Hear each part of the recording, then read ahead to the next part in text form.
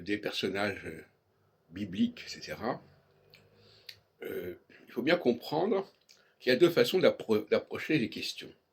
Soit on considère que le nom de ces personnages correspond à ce qu'ils ont fait, soit on considère que c'est le nom de ces personnages correspond à ce qu'ils vont faire. Pourquoi est-ce que ça pose problème? Parce que en hébreu, il y a une formule qui s'appelle le vav renversif. Par exemple, dans le schéma Israël, ve'ahavta, c'est un passé, mais le fait qu'il soit précédé par un veut veut dire tu aimeras et non pas tu as aimé. Le problème, c'est que pour les noms propres, ça ne marche pas comme ça.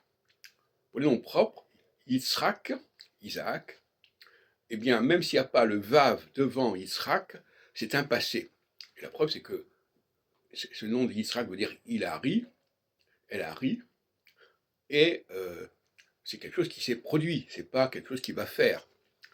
Alors, on peut parler pour Jacob, on peut parler pour Yeshua, etc. Le problème, c'est que certains veulent voir un futur là où il y a un passé. Pour Israël, par exemple, il est évident que c'est marqué tu t'appelleras Israël parce que tu as fait ceci ou cela. Et d'autres diront ah non, non, c'est un futur, puisqu'il n'est pas précédé d'un vav, il n'est pas au passé.